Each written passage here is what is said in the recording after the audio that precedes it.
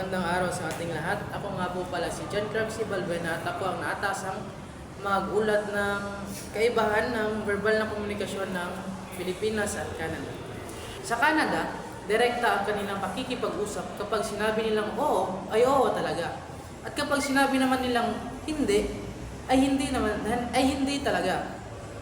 Kapag may kaaway naman sila o di kayo mga kaalitan, ay sinisigurado nilang mahinahon ang kanilang boses kapag nagsasalita upang maiwasan ang gulo. Napansin ko rin na may dugtong na sa kanilang mga salita. Kagaya ng how far is it? Sa Pilipinas naman ay hindi direkta nakikipag-usap ang mga tao. Maaaring oo ang sinabi niya, pero labag ito sa kanyang kalooban. Dahil na rin ito sa katangian natin na hindi tayo marunong tumanggi. Napapansin ko rin na nakagawian na ng mga Pilipino ang pagsabi ng po at opo bilang paggalang. Ang pagkakatulad naman ng dalawang bansang ito sa verbal na komunikasyon ay parehas silang maingat sa mga salitang binibitawan nila upang makaiwas sa gulo. Mayroon ding kaibahan sa pagsasalita sa Canada at sa Pilipinas. Kagaya ng soft drinks sa atin at pub sa Canada.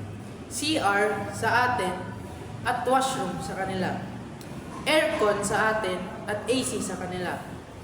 Sigarilyo sa atin at smoke sa kanila. At yun lamang po ang aking nasaliksik sa verbal na komunikasyon ng Canada at ng Pilipinas. Maraming salamat po. Tayo ay dumako naman sa di-verbal na komunikasyon na makikita sa bansang Pilipinas at Canada. Sa puntong ito, ay hahambing namin kung ano-ano ang mga di-verbal na komunikasyon ang nasa dalawang bansa. Napapabilang na doon ang kulay, oras o chronemics, pandama o haptics, katawan o kinesics, espasyo o proxemics, at paralanguage. Magandang araw sa lahat. Ako nga pala si Aleanjana B. Bulbar at aking ilalahad ang komunikasyong di-verbal sa Pilipinas. Sa Pilipinas, ang kulay pula ay nagsisimbolo ng pag-ibig. Ang kulay kahilaman ay enerhiya at kasayahan. Sa oras o chronemics naman sa Pilipinas ay pinahalagahan ang pagiging maagap, ngunit katanggap-tanggap ang pagiging late dahil karaniwan ang problema sa trapiko sa Pilipinas. Susunod naman ang di-verbal na pandama o haptics. Isa sa halimbawa nito ang pagpapakita ng paggalang o pagmamano.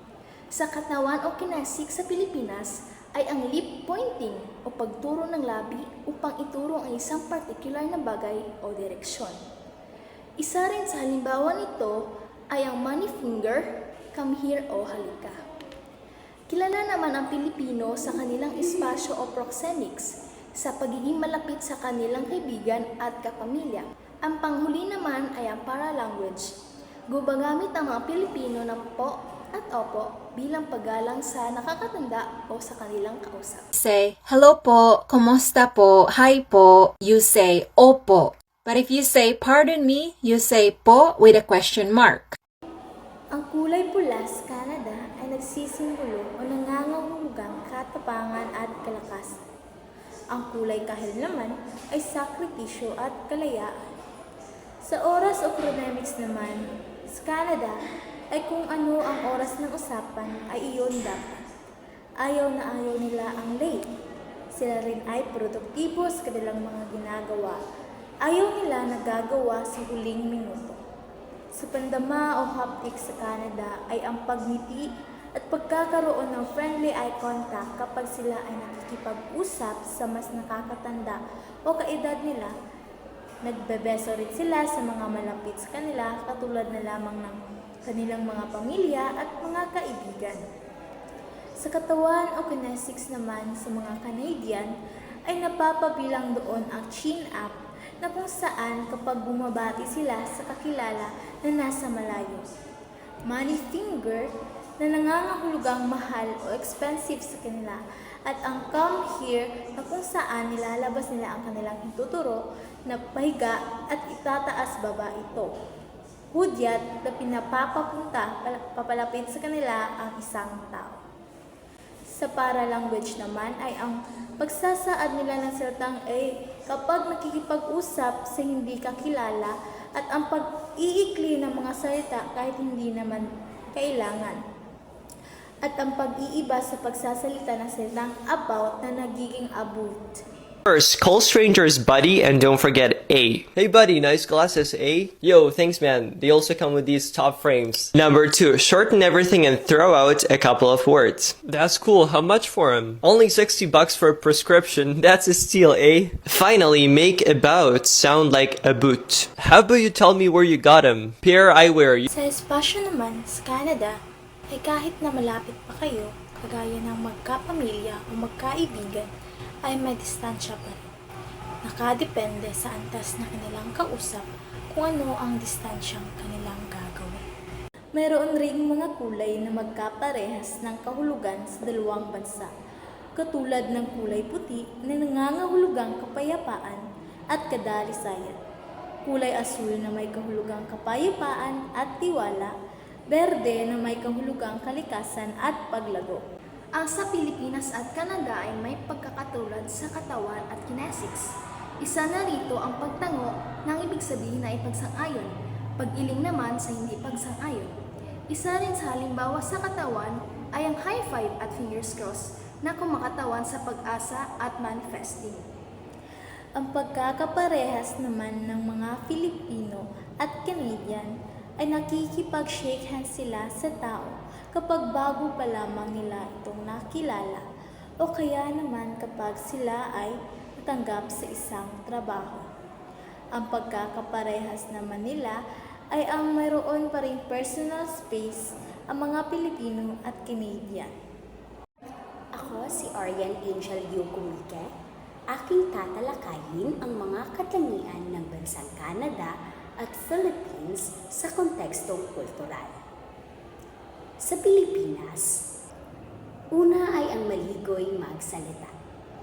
Ang mga Pilipino ang hindi direkta sa pakikipagkomunikasyon. Higit na binibigyang tuon ang pagiging magalang at pag-iwas sa komprontasyon. Sapagkat ang direktang pagpuna o hindi pagkakasundo ay maaaring makita bilang kawalang galang.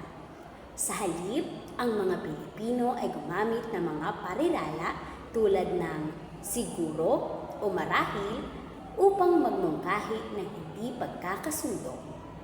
May mga potensyal na negatibong mensahe na hinahaluan ng mga katatawanan. Huwag ipagkamali ang pagiging bituwiran para sa kawalan ng kalinawan. Bigyang pansin ang mga di-verbal na mga pahiwatig at pinagbabatayan na tono. Pangalawa, malimit gumamit ng mga komunikasyong di-verbal. Bihasa ang mga Pilipino sa paggamit at maging sa pagbabasa ng galaw ng katawan, ekspresyon ng mukha at tono ng boses. Ang kadalasang paraan ng pakikipagkomunikasyon ng mga Pilipino ay hindi direkta, na may matinding diin sa mga di-verbal na pahiwatig. Ang salitang hindi ay maaaring lumambot sa pamamagitan ng isang ngiti o pag-aatubili. Ang biglaang katahimikan ay maaaring magkaroon ng hindi kaaya-ayang kahulugan. Ang isang nakataas na kilay o isang buntong hininga ay maaaring maghatid ng hindi pag-aproba ng mas epektibo kaysa sa isang tahasang pahayag. Pangatlo, hindi gaanong binibigyang pagpapahalaga ang oras. Ang konsepto ng Filipino time ay kapag ang mga Pilipino ay palaging nahuhuli sa oras ng kasunduan, pagtitipon at maging sa mga pangakong may kinalaman sa trabaho. Ito ay nakikita bilang isang light-hearted cultural stereotype. Ang ganitong pag-uugali ay tuluyan ng nakasanayan at hindi ginagawang seryosong issue. Sa Canada naman, una ay simple at malinaw magsalita. Ang mga Canadian ay may direktang estilo ng komunikasyon. Ang kanilang wika ay hindi karaniwang umiiwas o malabo. Binibigyan pa rin nila ng napakalaking halaga ang taktika at diplomasya. Pangalawa, madalang gumamit ng komunikasyong di-verbal. Sila ay nagpapahalaga sa kanilang personal na espasyo na kung saan hindi magkakalapit habang nakikipagkomunikasyon. At ang pakikipag-ugnayan gamit ang mga mata ay pinananatili upang ipakita ang kataimtiman sa pakikipag-usap. Subalit, ang mga galaw ng kamay at ng katawan ay hindi malaking bahagi ng mga estilo ng komunikasyon sa mga Canadian. Pangatlo, may higit na pagpapahalaga sa oras. Inaasahan ng mga Canadian na magsisimula at magtatapos ang mga pagpupulong o pagtitipon sa tiyak na oras na itinakda.